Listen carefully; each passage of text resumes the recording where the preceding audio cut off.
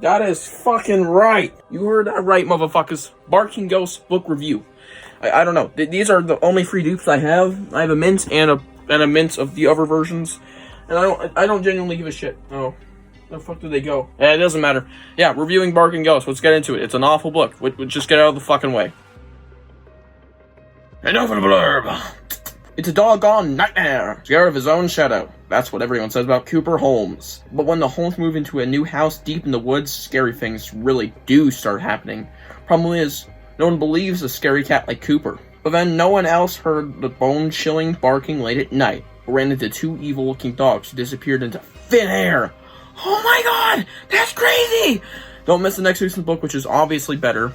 I already said it's awful. Or I could Yours favorite. Yeah, this was... this is pretty funny. So I want to point this out. Obviously, this book's awful. This is one of the worst OG series books, and if not one of the worst books I've ever read.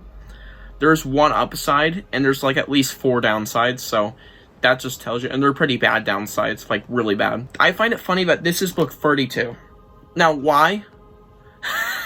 Well, it is the direct... It is right after the midway mark of the original 62. This means this is the beginning of the second half. Basically, the sequel. We had the first half, the first 31 books. Then we had the second 31 books, being this one as the first. And this is a really bad introduction. Yeah, it is a terrible introduction to the second half of the series. And I just do not recommend it, period.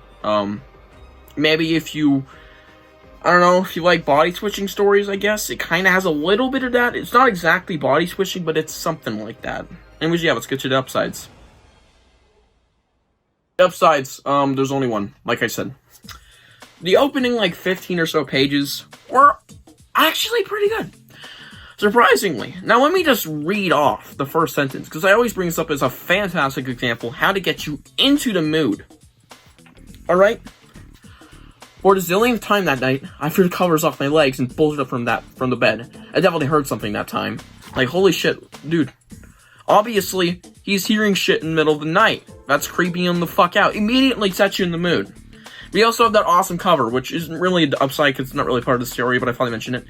This book has a really good way of leading you into it with the awesome cover art and the actually banger opening.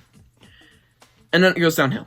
So, but that opening is pretty good, and it's gonna add at least a point on to the score, at least, and obviously good writing, of course, 1.5, so, at least we're getting that, but let's just check out the downside and see how bad they really are. What are my downsides for this book? Okay, fucking straight off the bat, the characters get worse and worse as the story goes on. We have the typical annoying older brother, or it could be younger, doesn't matter. We have the annoying sibling character who's a biatch. We have the scaredy cat, which is like one of the 2 stereotypes you're gonna get a bitch, or nerd, or a scaredy cat, one of the very few stereotypes that you have Goosebumps. We have that weird side character. They're moving into a new home. It's such a stereotypical Goosebumps book, and I can't even believe how, like, formulated this piece of shit is. It is so unbelievably formulated. So yeah, this book is just super sticking to formula with so many common Goosebumps tropes, and it just gets worse and worse as the book goes on, especially with characters. So yeah, bad characters and very much formulated, heavily formulated. Another obvious downside is the second half of the book, or at least the final third of the book is fucking awful, okay? We get to this shed scene where they switch bodies in the shed. Basically what the episode was, but instead it was a changing tree, which I prefer a changing tree. It makes more sense than a changing shed. Anyways, yeah, they switch bodies and now they're the dogs, and it's pretty fucking stupid. And then the end is, oh no, they turn into squirrels. And the ending is also awful. The shed stuff is awful.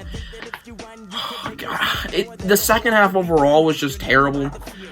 The second fourth of the book is just, it's not really good. It's not really enjoyable. I'd say it's really mid. Yeah, the book just goes downhill progressively. It gets worse and worse and worse. There's, like, nothing good about the second half at all, period. When I say like, that's an understatement. There are 0 things I like about the second half. I honestly hate it. All the characters are just bad. I can't even say how much this book sucks, okay? Oh my god. Now, of course, it has its stuff that it does well. It's just writing, as always. for the most part, except for some slap awful writing. Fucking, they used the word dissing in that book, and it actually is a good first 15 pages, and that's it. But yeah, with all that said, you can tell the score is not gonna be very high, so let's just get to it. I damaged that one pretty bad. Like, I give a shit. Don't even come with a free tattoo. Speaking of free tattoo, that's one of the only things I like about this book, because, here's the copy that took it. I mean, I'm not gonna pull it out, it's a nightmare. I keep it right on my ass at all times, and I make sure that when I take a shit, I'm gonna give this book a 2 out of 10, basically a 1 star.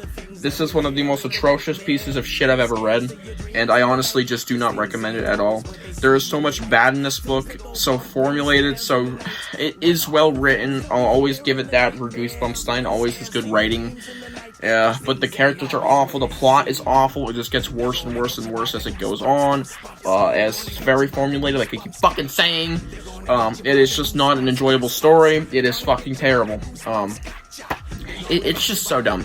Guys, if you just if you want the story, if you need a recap of it, just, first off, go to the wiki.